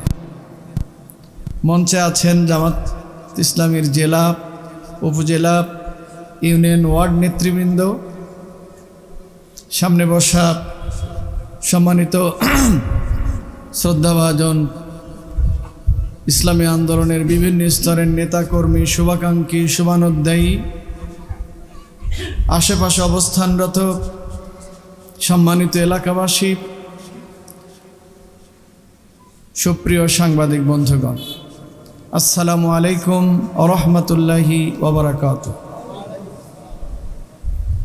আমি প্রথমেই মহান আল্লাহর শুকরিয়া আদায় করছি যে রব্বুল আলামিন একটি প্রতিকূল আবহাওয়ার মধ্যেও আমাদেরকে একটি সুন্দর আয়োজন করার তৌফিক দিয়েছেন, মেহমানদেরকে আসার, এখানে কথা বলার সুযোগ দিয়েছেন। এই পরিবেশ তৈরি করে যে আল্লাহ তাআলা এই আয়োজন করার সুযোগ করে দিয়েছেন, সে মহান আল্লাহর শুকরিয়া আদায় করছি, আলহামদুলিল্লাহ। আমরা আমাদের অন্তরের অন্তঃস্থল থেকে মানব ইতিহাসের শ্রেষ্ঠ মানুষ, বিশ্বনন্দিত নেতা, বিশ্বনবী, গোটা পৃথিবীর সকল মানুষের শিক্ষক জনাব মুহাম্মদ রাসূলুল্লাহ সাল্লাল্লাহু আলাইহি ওয়াসাল্লামের প্রতি দরুদ ও সালাম জানাচ্ছি। আজকের এই সমাবেশ থেকে আমি গভীর শ্রদ্ধার সাথে স্মরণ করছি আমাদের প্রিয় মাতৃভূমি বাংলাদেশের স্বাধীনতা অর্জনে এবং তারপরে দেশের কল্যাণে, দেশের মানুষের কল্যাণে যত আন্দোলন হয়েছে, সে সকল আন্দোলনে সর্বোপরি 2024-এর এই বিপ্লবে, এই নতুন বাংলাদেশ বিনির্মাণের জন্য যারা জীবন দিয়েছেন, শাহাদাত বরণ করেছেন, আল্লাহ তাআলা তাদের সবার শাহাদাতকে কবুল করুন। যারা আহত হয়েছেন, পঙ্গুত্ব বরণ করেছেন, মহান রব্বুল আলামিন তাদেরকে উপযুক্ত মর্যাদা দান করুন। শহীদ পরিবার সহ যারা আহত হয়ে আছেন এমন সকল পরিবারের প্রতি আল্লাহ তাআলা তার করুণা নাজিল করুন। সম্মানিত ভাইরা, ইতিমধ্যে আমাদের অনেক নেতৃবৃন্দ কথা বলেছেন, আপনারা সব কথা শুনেছেন। কথা বলার তেমন কিছু নেই, কয়েকটি বিষয়ে আপনাদের একটু দৃষ্টি আকর্ষণ করেই আমি আমার কথা শেষ করব। প্রথম কথা হলো, আমরা আজকে যাকে সামনে নিয়ে আপনাদের সামনে হাজির হয়েছি, এই মানুষটি, তার সামনে আমাদের বলা উচিত না। আমি আবারও বলছি, বাংলাদেশে হাতে গোনা এখন 2-4 জন মানুষের নাম নিতে হলে ইসলামের এই ময়দানে, বাংলাদেশের এই দাওয়াতের ময়দানে তিনি অন্যতম একজন, ঠিক না ঠিক? আমরা আজকে মনে অনেক কষ্ট পাই একজন মানুষের জন্য, যার নাম শুনলেই এখন আমাদের চোখ দিয়ে পানি ঝরে। বলুন তো সেই নামটা কি? আলহামদুলিল্লাহ। আপনারা হৃদয় থেকে কতটা ভালোবাসেন, সকল মানুষ একই সঙ্গে উত্তর দিতে পারলেন, এর অর্থ আপনারা সবাই তাকে অনেক ভালোবাসেন। আসলে এই পৃথিবীর মানুষের ভালোবাসা অর্জন করেই তিনি দুনিয়ার বুক থেকে বিদায় নিয়েছেন। সেই আল্লামা দিলওয়ার হোসেন সাঈদীর আমরা মনে করি একজন যোগ্য উত্তরসূরি হিসাবে আগামী দিনে জাতীয় সংসদে আমরা তাকে দেখতে পাবো ইনশাআল্লাহ। আচ্ছা বলুন, যেই মানুষগুলো দাওয়াতের ময়দানে কথা বলতে পারে, মসজিদে ইমামতি করতে পারে, বাবা মা মৃত্যুর পরে জানাজা করতে পারে, রাজনৈতিক ময়দানে কথা বলতে পারে, সংসদ পরিচালনায় ভূমিকা রাখতে পারে, এই মানুষগুলোই যোগ্য? নাকি যারা সংসদে দাঁড়িয়ে মিথ্যা সত্য মিলাই কিছু কথা বলতে পারে টেবিল চাপড়ে, আর বাকি কোনো জায়গায় পাওয়া যায় না, এই মানুষগুলোই যোগ্য? বলুন তো কারা যোগ্য? আমার কথা বোঝেন নাই? যারা সংসদেও কথা বলতে পারে, রাজনৈতিক ময়দানেও কথা বলতে পারে, মসজিদেও ইমামতি করতে পারে, ঈদের নামাজেও ইমামতি করতে পারে, জানাজার সালাতও আদায় করতে পারে, এই মানুষগুলো যোগ্য? না যারা শুধু সত্য মিথ্যা ইনিয়ে বিনিয়ে রাজনৈতিক মঞ্চে কিছু কথা বলতে পারে তারাই যোগ্য? প্রিয় ভাইরা আমার, এই 54 বছরে আমরা ওই দ্বিতীয় শ্রেণীর মানুষের নেতৃত্বই দেখেছি, যারা আমাদের সামনে আসে অনেক সুন্দর সুন্দর কথাই হয়তো বলে, আর আমরা মানুষেরা তাদের সেই সুন্দর কথাই ভুলি, বারবার ভোট দেই আর বারবারই প্রতারিত হয়েছি, ঠিক না ঠিক? তাই আজকে আমরা তাদেরকে সামনে আনতে চাই যাদের দ্বারা মানুষের প্রতারিত হওয়ার সম্ভাবনা। এই কথাটি শুধু মুখের কথা যদি হতো তবু আমি আপনারা প্রশ্ন করলে উত্তর দিতে ভয় পেতাম। এটি আজকে আর মুখের কথা না, এটি বাংলাদেশের মানুষ স্বচক্ষে দেখেছে। এই মানুষগুলো দেশের মানুষের সাথে প্রতারণা করতে পারে, যাদের নাম ইতিমধ্যে নেওয়া হয়েছে। এদেশের মানুষ শুধু না, গোটা পৃথিবীর মানুষ, রাজনৈতিকভাবে সচেতন এমন প্রত্যেকটি মানুষ সাক্ষী দেবে মাওলানা মতিউর রহমান নিজামী মন্ত্রিত্ব করতে যায় দুর্নীতি করে। তা আপনারা আর কি সার্টিফিকেট চান? আর কোনো সার্টিফিকেট দরকার আছে? আমরা এই সার্টিফিকেট নিয়েই আপনাদের সামনে হাজির হয়েছি। আমরা আপনাদের দোয়া চাই। আপনারা যদি আমাদেরকে সমর্থন করেন, আগামী দিনে আমরা তাদেরকে সংসদে পাঠাতে চাই। এমন 300 জনই আল্লামা দেলোয়ার হোসেন সাঈদী, মাওলানা মতিউর রহমান নিজামীর যোগ্য উত্তরসূরি হিসাবে এদেশের নেতৃত্ব দেবে ইনশাআল্লাহ। আর এই মানুষগুলো যদি দেশের নেতৃত্ব দেয়, দেশ পরিচালনার দায়িত্বে আসে, আমরা আল্লাহর উপরে ভরসা করে বলতে পারি বাংলাদেশে ইনশাআল্লাহ দুর্নীতি থাকতে পারে। বাংলাদেশে শুধু দুর্নীতি যদি বন্ধ হয় আর কিছু দরকার নাই। শুধু আল্লাহর একটা আইন যে দুর্নীতি বন্ধ করে দিতে হবে, শুধুমাত্র এই আইনটি যদি বলবৎ হয়, আমি আমার গবেষণায় দেখেছি বাংলাদেশের চেহারা 3 বছরে আমূল পরিবর্তন হয়ে যেতে পারে। এই কথাগুলো আজকে খুবই বাস্তব, কারণ বিগত 16 বছরে আমরা এই দেশের নাগরিক যে দুর্নীতির চিত্র স্বচক্ষে দেখেছি, শুনেছি। তাহলে এরকম একটি উদাহরণ যদি আমি বলি, বিভিন্ন জায়গায় বলেছি, বাংলাদেশের একটি পদ্মা সেতু তৈরি হয়েছে। এটি দেশের মানুষের জন্য অবশ্যই কল্যাণকর একটি ভালো দিক, কিন্তু আমরা এই কথা শুনেছি এই পদ্মা সেতু নির্মাণ করার জন্য যে টাকা ব্যয় হয়েছে তার চেয়ে কমপক্ষে 3 গুণ টাকা দুর্নীতি করে বিদেশে পাচার করা হয়েছে, ঠিক না ঠিক? আচ্ছা, এইবার যদি দুর্নীতি না হতো তাহলে ওই টাকা দিয়ে একটা হয়েছে আর 3টা হইতো, তাহলে পদ্মা সেতু মোট আমাদের কয়টা হইতো? ধরে বলেন কয়টা হইতো? 4টা পদ্মা সেতু হইতো। এবার বলেন 4টা পদ্মা সেতু ওই জায়গায় একটা হয়েছে, আমাদের এই ঘাটে যদি একটা হইতো, ওই যমুনার ওই ঘাটে যদি আরেকটা হইতো, অথবা ওই পাবনার ওই দিক দিয়ে যদি আরেকটা হইতো, দেশের মানুষের যোগাযোগ ব্যবস্থার প্রভূত উন্নয়ন হইতো না? হইতো না? অর্থনৈতিক উন্নয়নের পূর্ব শর্ত যোগাযোগ ব্যবস্থার উন্নয়ন। তো প্রিয় ভাইরা আমার, আমরা অন্তত কথা দিতে পারি আল্লাহর উপরে ভরসা করে বাংলাদেশ জামাত ইসলামীর এই আল্লাহওয়ালা মানুষগুলোকে যদি আমরা সংসদে পাঠাতে পারি, তাহলে ইনশাল্লাহ আগামী দিনে বাংলাদেশে দুর্নীতি হবে। আর যদি না হয় তাহলে এরকম পদ্মা সেতু যতটা প্রয়োজন ততটি করা সম্ভব।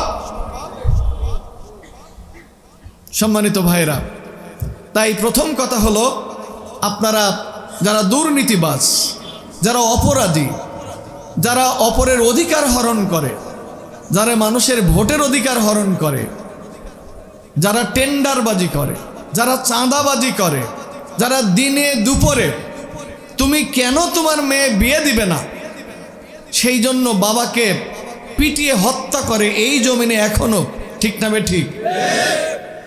আপনারা দেখছেন এই ঘটনা? দেখছেন? সহ্য করা যায়? একজন বাবা তার ছোট্ট 14 বছরের একটি মেয়েকে বিয়ে দিবে কি দিবে না এই সিদ্ধান্ত নেওয়ার দায়িত্ব বাবার কিনা বলুন? কেন বিয়ে দেওয়া হবে না এই জন্য বাবাকে পিটিয়ে হত্যা করে ফেলতে হবে?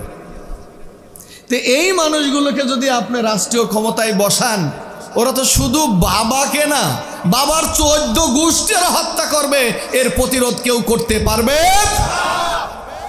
ক্ষমতায় না যেতেই যদি দিনের বেলায় পিটিয়ে হত্যা করে, তো ক্ষমতায় গেলে ওরা কিছু করা সম্ভব হবে? যেমন 16 বছর আমরা কিছুই করতে পারি না। এই জন্য সম্মানিত ভাইরা, আগামী দিনে মতামত দেওয়ার সময় এই বিষয়গুলো অবশ্যই আপনাদেরকে বিবেচনায় রাখতে হবে যে আগামীর বাংলাদেশ আপনারা কি চান। আপনারা কি একটি দুর্নীতিমুক্ত বাংলাদেশ চান? আপনারা কি একটা ইনসাফপূর্ণ বাংলাদেশ চান? আপনারা কি সকলের অধিকার প্রতিষ্ঠিত হবে সেই ধরনের বাংলাদেশ চান? আপনারা কি একটা উন্নয়নের বাংলাদেশ চান? যদি সেই উন্নয়নের বাংলাদেশ চান, দুর্নীতিমুক্ত বাংলাদেশ চান, ইনসাফের বাংলাদেশ চান, তাহলে অবশ্যই আমির হামজাদের মুক্ত লোকদেরকেই সংসদে পাঠাতে হবে। ঠিক না বেঠিক? আমি এ কথা জোর দিয়ে বলতাম না।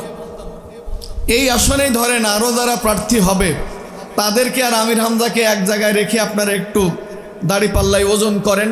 এইবার আপনার বিবেককে প্রশ্ন করেন, ভোটটা কাকে দেওয়া উচিত? কথা বলবেন না, তাই না? আচ্ছা, কথা বলার দরকার নেই।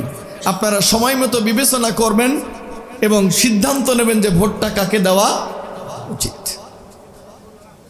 সম্মানিত ভাইরা, আমার দ্বিতীয় কথাটি হলো, বাংলাদেশ জামাত ইসলামী দলীয়ভাবে তাদের যে স্লোগান, ইতিমধ্যে আমাদের সহকারী সেক্রেটারি বলেছে, আল্লাহর আইন চাই, সৎলোকের শাসন চাই।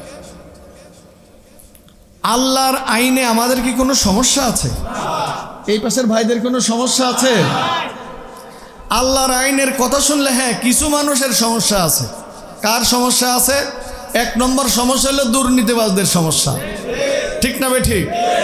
2 নম্বর সমস্যা হলো চোরদের সমস্যা। 3 নম্বর সমস্যা হলো যারা দিনের বেলায় মানুষ খুন করে তাদের সমস্যা। 4 নম্বর সমস্যা হলো যারা টেন্ডারবাজ করে তাদের সমস্যা। ঠিক না বেঠিক? 5 নম্বর সমস্যা হলো যারা সুদখোর, ঘুষখোর, ওদের সমস্যা। 6 নম্বর সমস্যা হলো যারা কলমের খোঁচায় কোটি কোটি টাকা লোপাট করে, ওদের সমস্যা। আমার এদেশের সাধারণ মানুষের আল্লাহর আইনে কোনো সমস্যা। ঠিক না বেঠিক? আল্লাহর আইন যদি হয় তাহলে কি হতে পারে আমার মৌলানা বলার চেষ্টা করেছে। তার আবার অভ্যাস দেখছি, মানে মাইকে আসা আর শেষ করা। ভাই, বক্তৃতার মঞ্চে, ওয়াজের মঞ্চে তুমি 3 ঘন্টা কথা বলো, আর এখানে আমার ভাইরা সব বসে আছে, 10 মিনিটে কথা বলে শেষ করা কিন্তু যাবে না। আগামীতে আমি দাবি রাখলাম। আপনারা কি বলেন? আল্লাহ নিজে বলছেন আল্লাহর আইনের সার্টিফিকেট দিয়ে, ওয়ালাউ আন্না আহলাল কুরা আমানু ওয়াত্তাকাউ লাফাতাহনা আলাইহিম বারাকাতিম মিনাস সামাই ওয়াল আরদ। সূরা আল আরাফ 96 নম্বর আয়াত। আমরা আল কোরআনের আন্দোলন করি, আমাদের কথাবার্তায় কোরআনের রেফারেন্স পাবেন। একটু দেখো তো কি বলতে চাই।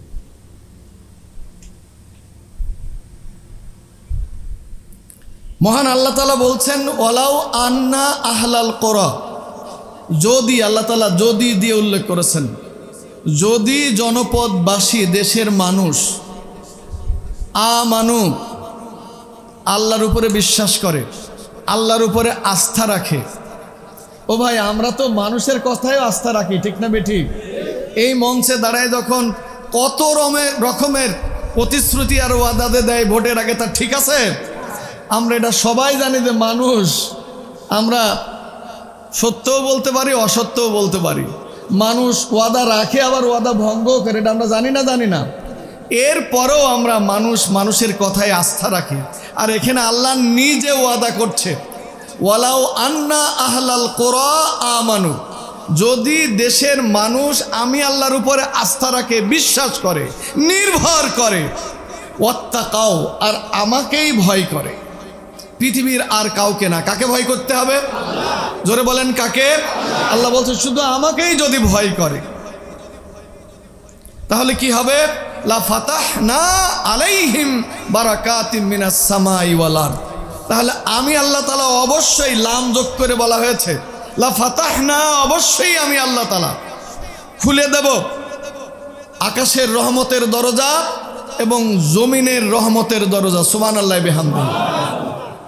রহমতের দরজা বলতে আকাশ রাজ্যে আল্লাহর যে নিয়ামত আছে এবং জমিনের নিচে আল্লাহ তাআলা যে নিয়ামতকে গচ্ছিত রেখেছেন, সেই নিয়ামতগুলো দরজা উন্মুক্ত করে খুলে দিয়ে জনগণের জন্য আল্লাহ তাআলা ঢেলে দিতে চেয়েছেন। সুবহানাল্লাহ। শর্ত কি? শর্ত হলো যদি মানুষ আল্লাহর উপরে আস্থা রাখে আর আল্লাহকে ভয় করে জীবন পরিচালনা করে। এই দুইটা শর্ত যদি পূরণ করে, আল্লাহ বলছেন আমি আল্লাহ তাআলা আমার ওয়াদা পূরণ করব, তাহলে আসমান থেকে আমার রহমতের দরজা খুলে দিয়ে সকল নিয়ামত দিয়ে এই দেশকে ভরপুর করে দেব। জমিনের নিচ থেকে নিয়ামতের দরজা উন্মুক্ত করে দিয়ে এই জমিনকে ভরপুর করে দেওয়া হবে।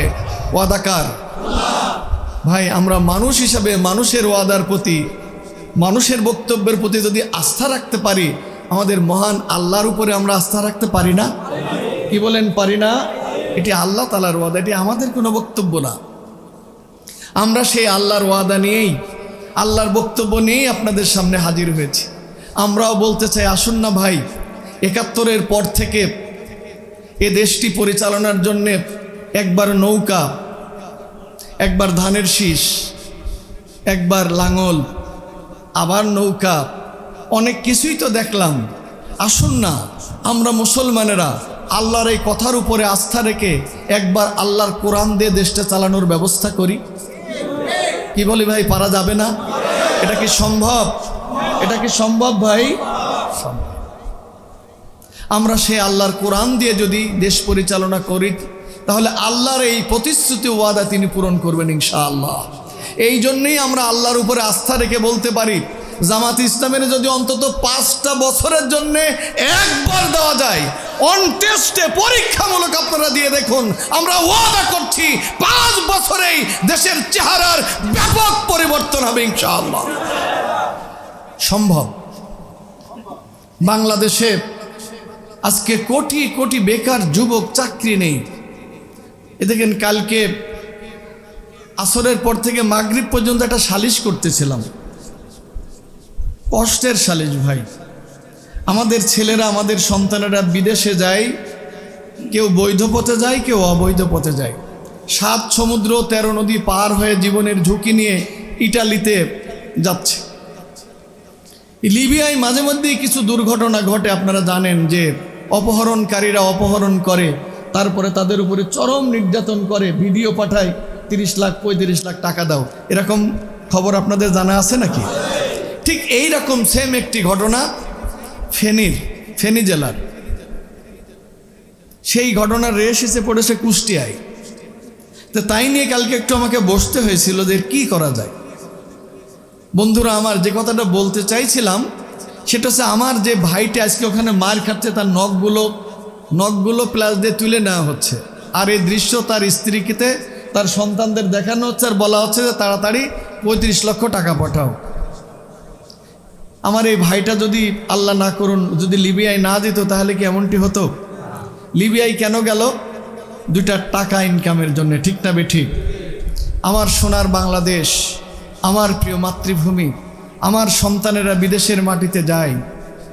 আপনারা কি জানেন এই বাংলাদেশের মাটিতে বিদেশি সন্তানেরাও কাজ করে? জানেন আপনারা? জানেন কি না? এবং বিদেশি অবৈধ নাগরিকেরা এদেশের অনেক বড় বড় গুরুত্বপূর্ণ পদ পদবি দখল করে চাকরি করে, ঠিক না বেঠিক? আমাদের স্পষ্ট বক্তব্য, বাংলাদেশের নাগরিক যখন বাংলাদেশে চাকরি পায় না, বিদেশি নাগরিক এদেশে চাকরি করবে, এটা মেনে নেওয়া যায়? জোরে বলেন, মানা যাবে? আমাদের সুস্পষ্ট ঘোষণা, এটা করতে দেওয়া যাবে। আমাদের এই যুবকদেরকে, শিক্ষিত যুবকদেরকে দেশে কর্মসংস্থানের ব্যবস্থা করতে হবে।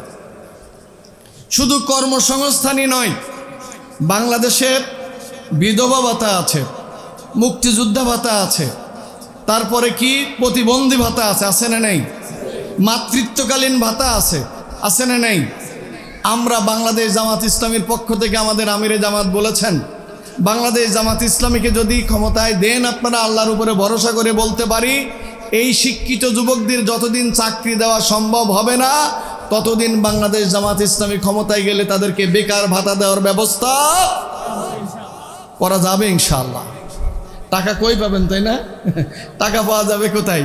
যেই টাকা বিদেশে পাচার হয়ে গেছে ওগুলো ফেরত এনে দেবো ইনশাআল্লাহ। সম্ভব কিনা বলেন?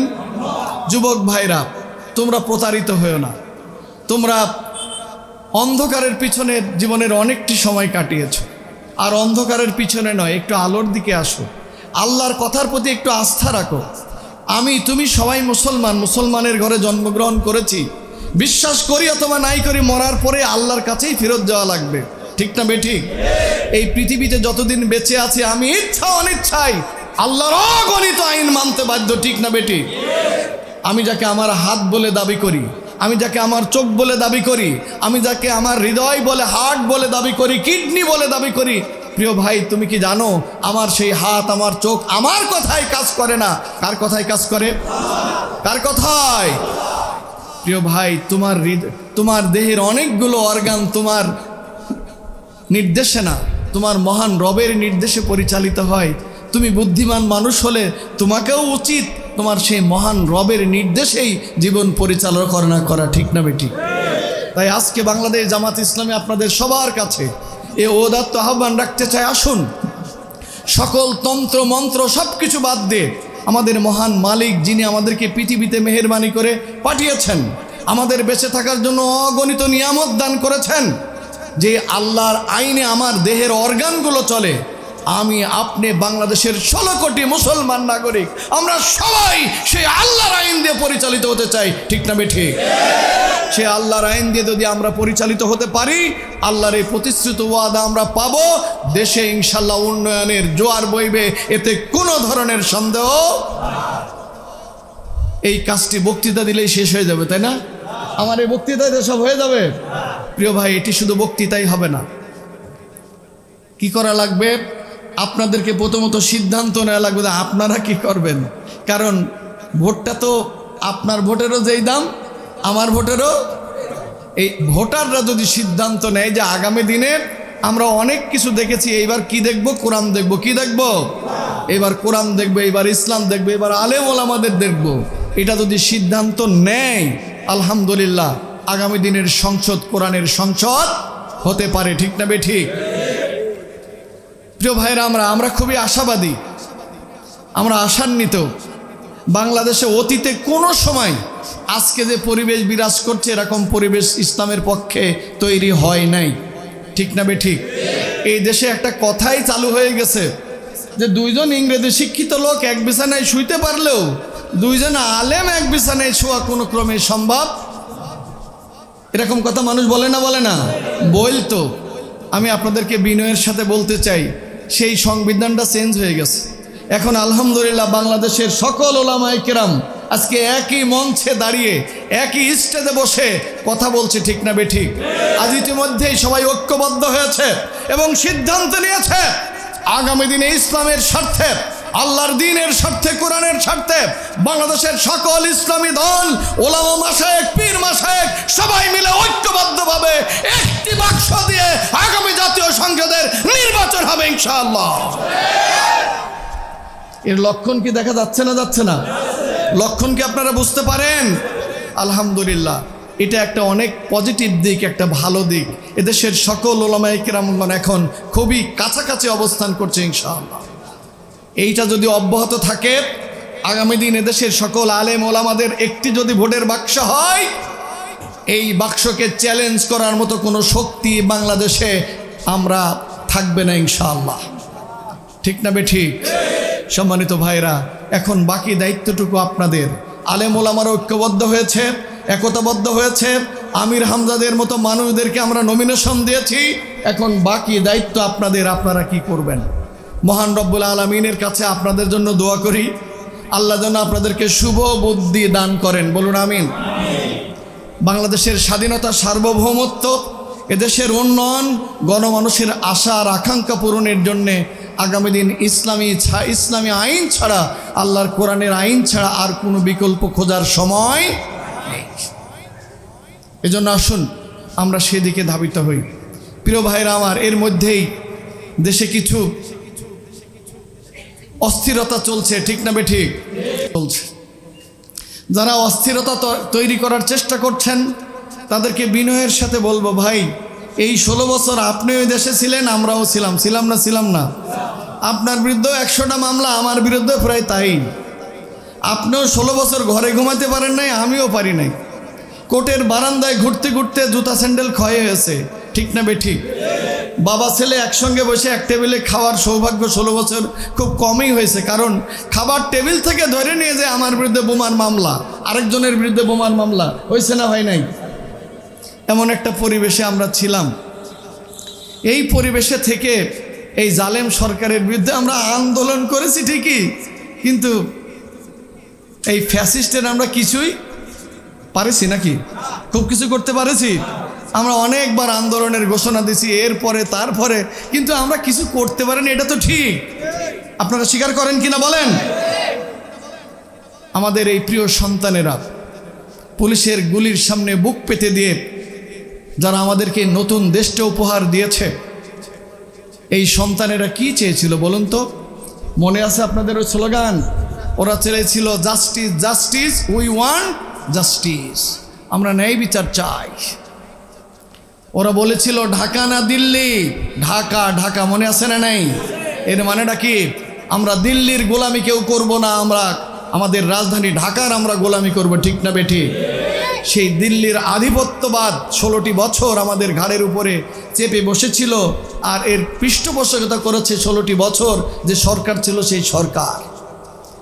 এখন আগামী দিনে যারা ক্ষমতায় আসবে বা আসতে চায়, তারাও যদি ওই দিল্লির গোলামির কাছে দস্তখত দিয়ে ক্ষমতায় আসতে চায়, তাহলে আগামী দিনে এই দেশ ওদেরই অধীনে থাকবে।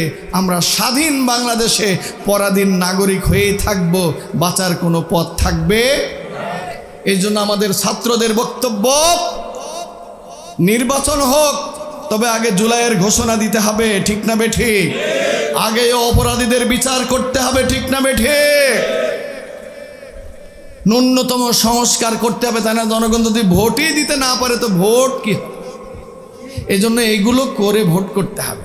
কিন্তু কিছু মানুষের এই দেরি মোটেও সহ্য হচ্ছে না। ভাই এত খিদে লেগেছে আপনার, একটু ধৈর্য ধরেন, এই তো আসর হয়ে গেলে একটু পরে তো ইফতারের আজান হবে, তখন একটু অপেক্ষা করেন। না, সহ্য করা যাবে না আর। ভাই এই জিনিসটা খুব ভালো মনে হচ্ছে না, আমার খুব ভালো মনে হচ্ছে না। এই জন্য অনুরোধ করি, দেশটা আমার আপনার সবার, এদেশের 18 কোটি মানুষের, ঠিক না বেটি? দেশ যদি ভালো থাকে, আপনি আমি সবাই ভালো থাকবো। আর দেশ যদি আবার দিল্লির আধিপত্যবাদকে মেনে নেয়, 16 বছর যেমন ছিলেন, আগামী 32 বছর আবার তেমনই। তাই আসুন দেশের কল্যাণে আমরা কাজ করি, দেশের মানুষের কল্যাণে কাজ করি। বাংলাদেশ জামাত ইসলামীর পক্ষ থেকে আমরা এই ওয়াদা করতে পারি, ইনশাআল্লাহ, অতীতেও আমরা দিল্লির আধিপত্যবাদকে মেনে নেইনি। ইন্ডিয়াও জানে বাংলাদেশে ইন্ডিয়ার সবচাইতে বড় দুশ্মন হচ্ছে ইসলামওয়ালারা, ঠিক না বেঠি? আমরা ওই দিল্লির আধিপত্যবাদ, হিন্দুত্ববাদকে মানি নাই, ভবিষ্যতেও মানব না। বাংলাদেশের সকল নাগরিককে আমরা সেই আহ্বান রাখতে চাই, আমরা আমাদের মতো দেশ চালাবো, আমাদের স্বাধীন ভূমি আমাদের মতো করে আমরা চালাবো, অন্যের ডিক্টেটকে আমরা মেনে নিতে চাই না। এই কথা বলে যারা এদেশে রাজনীতি করতে আসবে, এদেশের নির্বাচনে আসবে, অবশ্যই আমরা তাদের পক্ষে থাকব।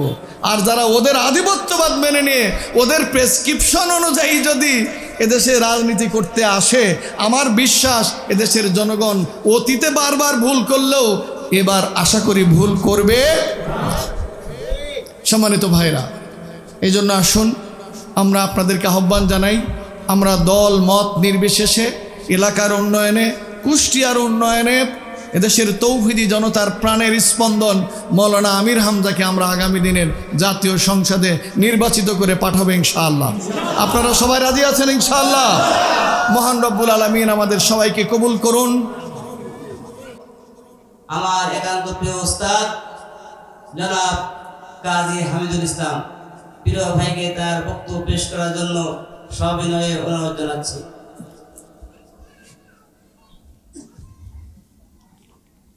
আসসালামু আলাইকুম ওয়া রাহমাতুল্লাহি ওয়া বারাকাতুহু। সকলে ভালো আছেন? আউযু বিল্লাহি মিনাশ শাইতানির রাজিম। বিসমিল্লাহির রাহমানির রহিম। আলহামদুলিল্লাহি রাব্বিল আলামিন ওয়াসসালাতু ওয়াসসালামু আলা আশরাফিল আমবিয়াই ওয়াল মুরসালিন নবিয়িনা মুহাম্মদ ওয়া আলা আলিহি ওয়া আসহাবিহি আজমাইন।